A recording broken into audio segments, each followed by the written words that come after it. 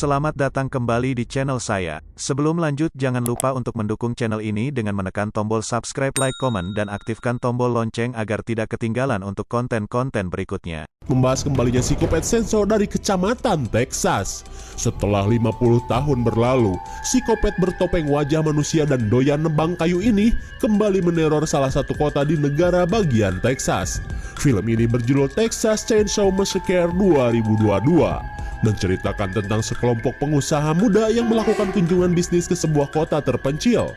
Namun tanpa mereka sadari, kota tersebut merupakan tempat psikopat Senso bersembunyi, di mana psikopat itu pernah menjadi momok mengerikan di tahun 1973. Oke lah, daripada banyak gibah, mending kita langsung saja ke pembahasannya. Film ini diawali dengan diputarnya sebuah rekaman berita tentang kekejaman psikopat Senso di monitor Ojon Mart cabang Texas, di mana cuplikan ini diambil dari film Texas Chainsaw jadul. Apa kalian pengen gua mereviewnya juga? Tulis di kolom komentar. Lanjut, pada tahun 1973, 5 orang remaja telah dibantai secara keji oleh seorang pria gila bersenjatakan sebuah senso. Tapi untung saja dari kelima korban tersebut, remaja bernama Sally adalah satu-satunya korban yang berhasil lolos dengan nebeng mobil koblak yang melintas. Dan dari keterangan Sally lah, polisi akhirnya mendapatkan informasi bahwa psikopat itu selalu menggunakan topeng wajah manusia dalam melakukan aksinya. Namun sampai saat ini, polisi masih belum bisa menemukan apalagi menangkap psikopat tersebut. Setelah pemutaran video selesai, seorang remaja bernama Lila begitu anteng menyaksikan video itu sedari tadi. Dan karena malu cuman ikut nonton, ia pun lanjut berbelanja dan membeli sebuah pembuka botol haram bermodel Senso. Kemudian tanpa sengaja Lila memperhatikan foto Sally, si The Last Survivor yang terpampang di dinding toko. Si kang toko pun mengatakan wanita beruntung itu kini menjadi seorang polisi hutan di daerah Texas.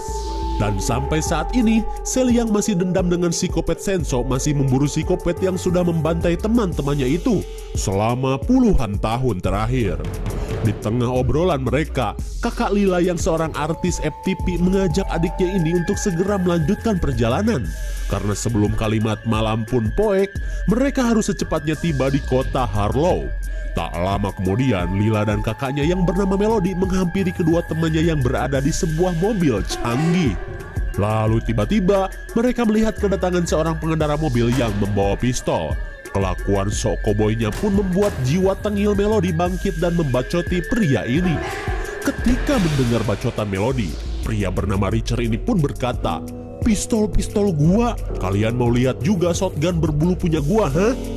Sebelum Richard membuka sleting, mereka pun segera pergi. Di tengah perjalanan, Melody bersama si Maghrib sudah tidak sabar untuk segera tiba di kota Harlow. Karena setelah mereka berhasil membelinya dari pihak Ojon Bank, mereka berniat untuk merombak bangunan-bangunan tua di kota itu menjadi kawasan yang komersial. Tak lama kemudian, tiba-tiba si koboi Richard menyalip mereka dengan mobil berknalpot bobok ekstrak mulek. Melihat asap yang bagaikan cerobong pabrik, mereka pun jelas kesal. Setelah 7 jam melakukan perjalanan, mereka pun tiba di kota Harlow. Dan ketika sedang asyik melihat keadaan, tiba-tiba mereka melihat si koboi Richard berada di salah satu bangunan di kota itu. Dan setelah dilihat-lihat, ternyata Richard adalah seorang kontraktor yang sebelumnya sudah dihubungi oleh si Maghrib. Lalu, si A.A. Maghrib langsung menyuruh warga lokal ini untuk secepatnya membenahi kota ini, karena sebentar lagi akan banyak investor yang akan menyurvei tempat ini. Tak lama kemudian, Lila merasa heran dengan keberadaan bendera perang sipil usang yang masih terpajang di salah satu bangunan. Dirasa akan merusak pemandangan, si Maghrib dan Melody berniat untuk mencopotnya. Lalu, mereka pun langsung masuk ke bangunan bekas panti asuhan itu. Karena terasa sulit, si Maghrib berniat untuk menunggu Richard saja. Lalu tiba-tiba, mereka ditemui seorang emak-emak yang tinggal di bangunan ini. Terlihat mereka pun heran karena mengira semua penghuni kota ini sudah diungsikan. Merasa ada tetangga baru, si emak menjamu mereka dengan minuman teh gelas rasa gula beton. Kemudian si emak menceritakan bahwa ia adalah pendiri panti asuhan yang sudah berumur puluhan tahun ini. Namun apapun yang si emak katakan, Melody tetap menyalahkan si emak karena sudah tinggal di properti yang sudah disita oleh bank. Mendengar hal memalukan itu, si Ma pun berkata, "Aku tidak ada urusan dengan Ojon Beng, toh aku memiliki akta bangunan ini." Akan tetapi, si Ma yang udah sakit-sakitan malah belibet saat si Maghrib memintanya untuk menunjukkan akta bangunan ini.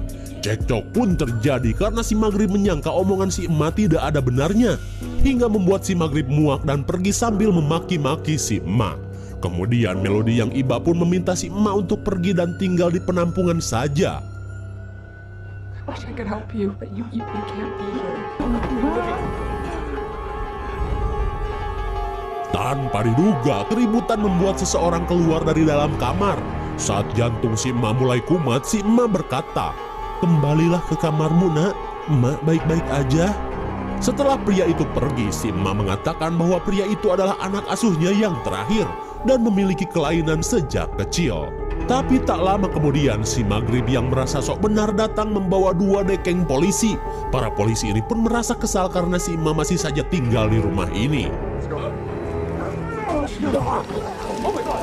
What is happening? Saat kondisi si Ma semakin parah, pria besar itu pun kembali datang dan berniat untuk segera membawa si Ma ke rumah sakit, ditemani anaknya yang jebrok. Tapi karena para investornya sudah datang, pacar si Maghrib yang bernama Ruth lah yang akhirnya menemani keluarga ini ke rumah sakit. Sedangkan si AA harus menggaid para investor tersebut. Di tengah perjalanan, kondisi si Ma kian memburuk. Stay out of my room. Tanpa diduga, si Ma pun akhirnya meninggal. Kejadian itu pun membuat semua orang panik.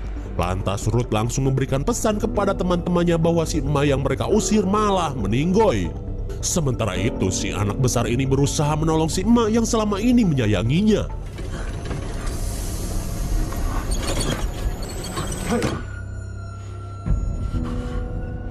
Melihat sosok polisi ini, si anak pun melampiaskan kekesalannya.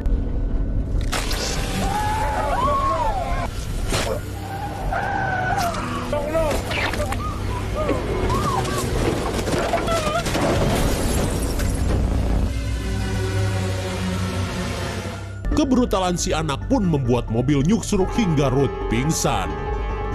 Kembali ke Melody, melihat pesan dari temannya, sontak ia pun kaget dengan nasib si emak. Ia pun merasa bersalah karena telah mengusir dan membuat penyakit si emak kambuh. Kemudian Melody mengatakan hal mencengangkan itu kepada si Maghrib. Lalu karena Melody merasa bersalah, ia pun memutuskan untuk segera pergi dari tempat ini. Meski terjadi perdebatan dengan si Maghrib, Melody bergegas menemui adiknya yang sedang bersama si Cowboy Richard. Saat mereka bertemu, Melody menceritakan apa yang sebenarnya terjadi. Di tengah kepanikan keduanya, mereka pun sepakat untuk pergi saja.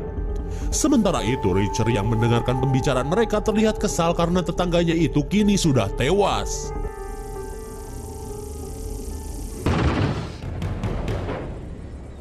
Dalam keadaan yang masih lemah, Ruth melihat si pria besar sedang melakukan sesuatu terhadap jasad ibunya. Di tengah keadaan yang mencekam, Ruth berusaha meminta bantuan lewat radio polisi.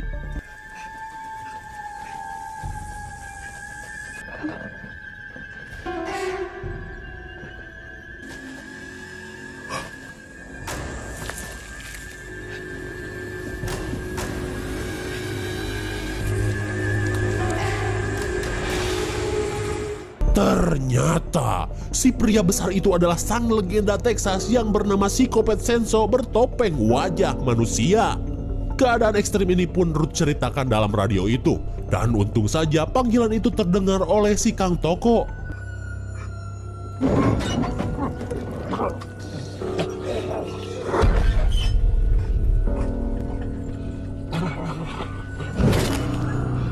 Untung saja Ruth yang pura-pura mati berhasil mengelabui psikopat.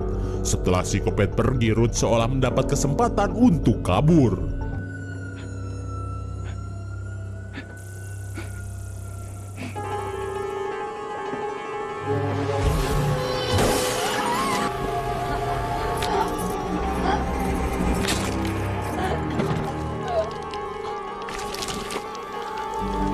Akan tetapi perjuangan Ruth terhenti saat psikopat menyesar bujal Ruth menggunakan beling, tapi gak keluar anak.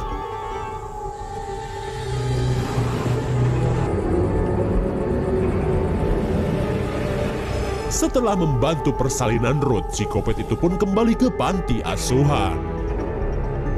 Kembali ke kota Harlow, saat Melody dan yang lain akan pergi, tiba-tiba Richard mengambil kunci mobil dan kunci bus milik para investor. Richard pun seolah kesal karena si Maghrib dan yang lain seperti ingin lepas tanggung jawab. Dirasa ada keanehan, Richard pun meminta si Maghrib untuk menunjukkan akta panti asuhan jika memang benar mereka mempunyai hak atas rumah si emak. Setelah Richard pergi, Melody memaksa si Maghrib untuk menunjukkan akta rumah itu. Loh, kok hilang gobloy? Karena akta itu tidak ditemukan, mereka pun mulai resah. Takutnya si emak memang pemilik sah bangunan itu. Lalu mereka berinisiatif untuk mencarinya di dalam rumah si emak. Di sisi lain, setelah mendengar panggilan darurat tadi, si Kang Toko langsung menghubungi Sally tentang seseorang yang mirip dengan ciri-ciri psikopat Senso. Mendengar kabar tersebut, Sally yang mempunyai dendam kesumat langsung prepare untuk menuntut balas atas kematian teman-temannya. Kembali ke Melody dan si Maghrib, kali ini mereka memeriksa setiap ruangan guna mencari akta rumah si emak.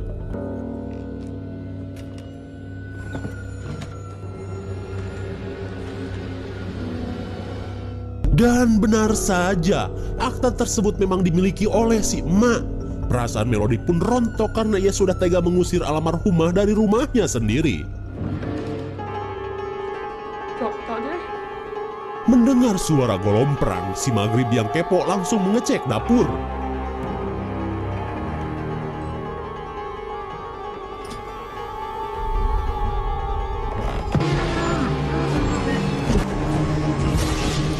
Melihat psikopat dalam rantang, si Maghrib pun kaget dan langsung dikepret pisau. Setelah bibir songongnya ditampar pisau, si Maghrib pun oleng dan ngeces darah. Lalu tiba-tiba Melody melihat kelakuan psikopat yang akan melakukan fatality. Untung saja Melody keburu kabur sebelum ketahuan.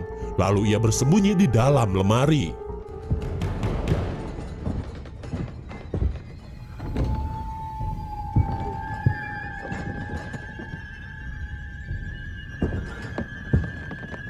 Rupanya psikopat sedang bersedih dan teringat sosok si emak yang selama ini merawatnya.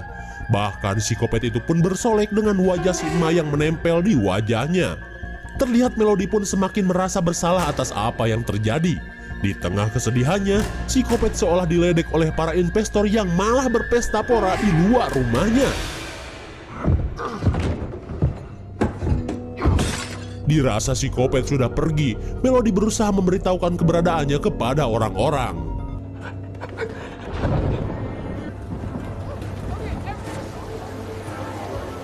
Namun sialnya usahanya sia-sia saja. Dan saat psikopat kembali ke dalam kamar, Melody segera bersembunyi di bawah tempat tidur. Terlihat Melody pun heran dengan kelakuan psikopat yang sibuk membongkar dinding kamar. Di sisi lain, ternyata si Maghrib masih hidup dan berusaha keluar rumah. Melihat si Maghrib yang seperti sakit gigi, Richard pun menghampirinya. Sontak Richard pun kaget saat melihat pipi si Maghrib yang doer bak tertampar pisau. Kemudian si Maghrib yang tak kuat menahan nyut-nyutan di pipinya pun akhirnya tewas. Dirasa ada yang gak beres, Richard menyuruh teman si Maghrib untuk segera masuk ke dalam bis. Kemudian Richard langsung mengecek panti asuhan dengan pistol mininya. Di saat itu pula, psikopat mengambil senjata andalannya yang selama ini ia sembunyikan di dalam dinding kamar.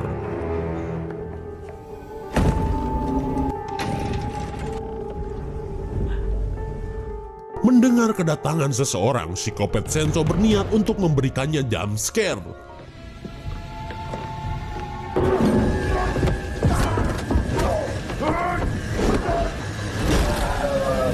Di antara rasa ngilu dan ingin ketawa, Richard pun ripuh saat kakinya dimartil psikopat.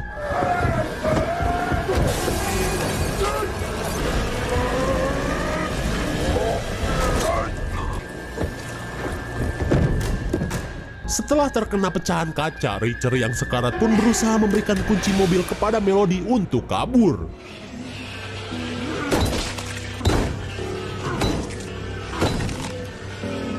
Bagaikan bola plastik anak-anak, kepala Richard pun kempes saat psikopat merujaknya dengan martil. Di sisi lain, Lila yang merasa khawatir kepada kakaknya lantas pergi ke panti asuhan untuk mencarinya. Kembali ke Melody, saat ada kesempatan ia mengambil kedua kunci mobil itu dan segera pergi.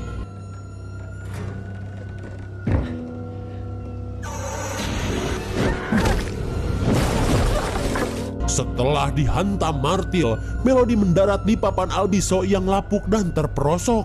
Kemudian psikopat pun mengambil senjata ikoniknya. Sementara itu, Melody yang berada di kolong panti berusaha mencari jalan keluar.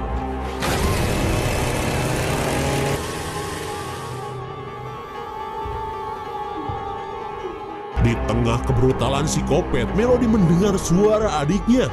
Tapi tiba-tiba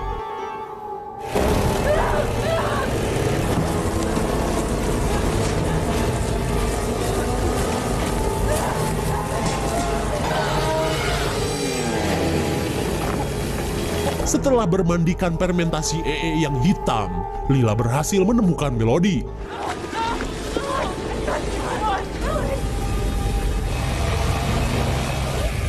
Akhirnya, mereka pun berhasil kabur menuju bis yang masih menggelar pesta maksiat.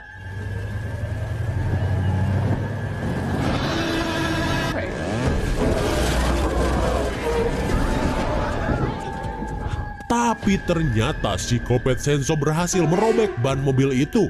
Lalu Kang sopir yang tidak tahu apa-apa langsung mengecek keadaan.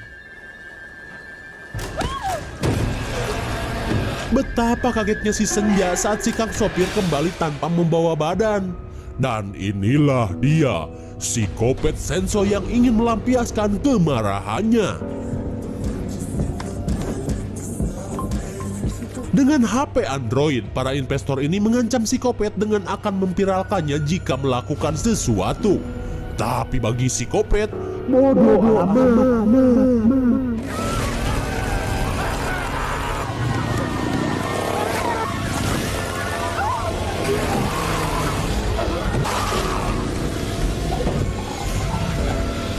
Bagaikan ikan di dalam ember, psikopat ini membabat orang-orang dengan mudahnya.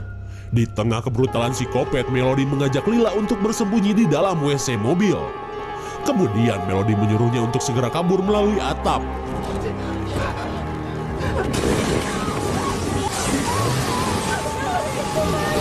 Akan tetapi psikopat tak pernah menyisakan buruannya.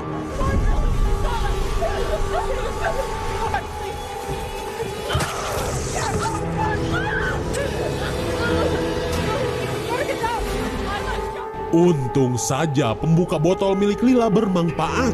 Saat semua orang sudah tewas, mereka pun berhasil kabur.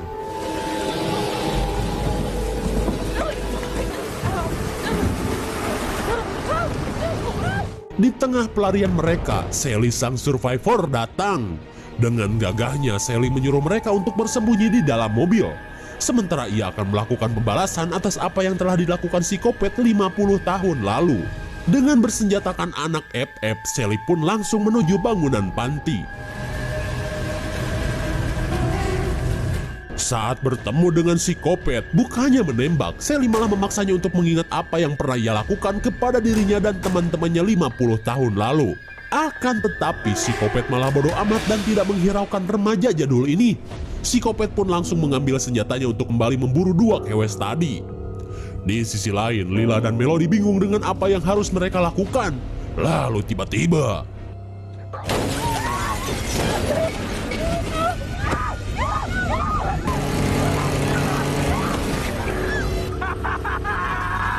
betapa girangnya Sally saat ia berhasil menembak psikopat.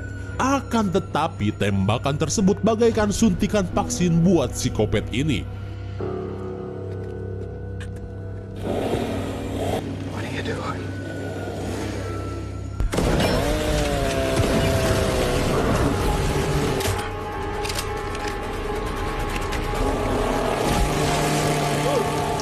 Akhirnya, dendam Sally pun hanya menjadi angan-angan saat gergaji mesin menggelitiki perutnya. Bagaikan kresek sampah, Sally pun dibanting ke gundukan sampah organik. Lalu tiba-tiba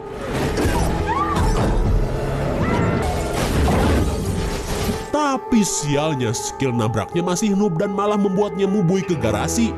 Dan karena tabrakan ini kaki Melody tertusuk tiang jemuran. Saat psikopat kembali memburunya, Melody memaksa adiknya untuk segera kabur. Dengan berat hati akhirnya Lila pergi ke tempat Richard. Tak lama kemudian, What I did to your mama. melihat psikopat di depannya, sontak batin Melody pun lemas. Ia pun pasrah jika memang harus mati digelitiki mesin senso berkarat. Tapi tiba-tiba,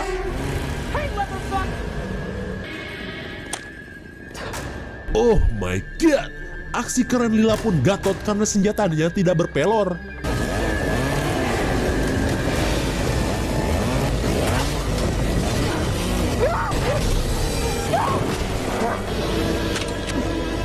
Tepat pada waktunya, Sally yang menahan mules di perutnya berhasil menembak psikopat hingga membuatnya kabur.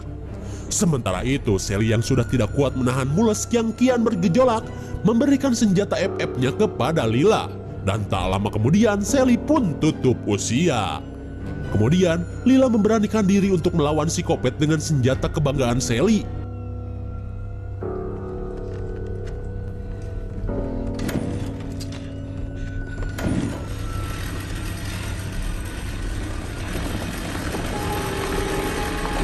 Oh my god, psikopat pintar juga ya bun. Lalu tiba-tiba,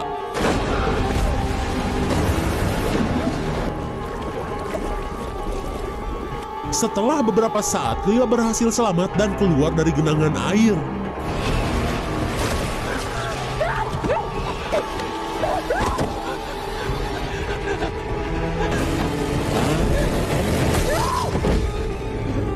Tapi sialnya, skill psikopat berhasil membuat Lila tidak berdaya. Kemudian psikopat bersiap untuk melakukan fatality.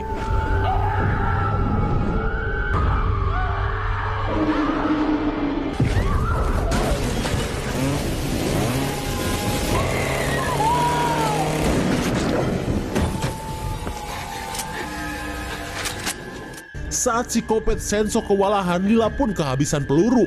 Tapi ternyata dengan sekali uppercut, kebrutalan psikopat senso pun berakhir.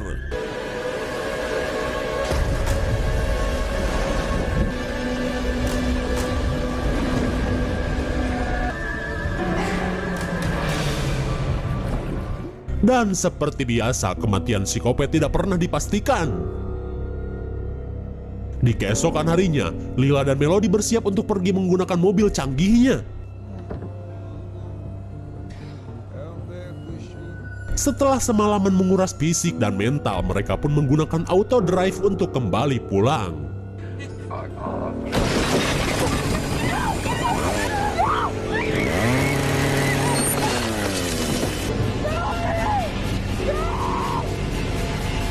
Betapa syoknya Lila saat melihat kakaknya modar. Ia pun baru mengetahui jika ternyata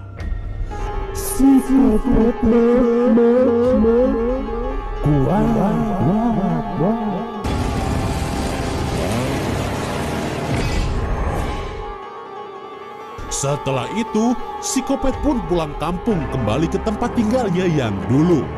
Apakah teror akan berlanjut? Dan film pun sudah berakhir. Bagaimana? Sangat menegangkan sekali bukan? Menghilangnya psikopat selama puluhan tahun, ternyata doi bersemayam di panti asuhan milik si emak.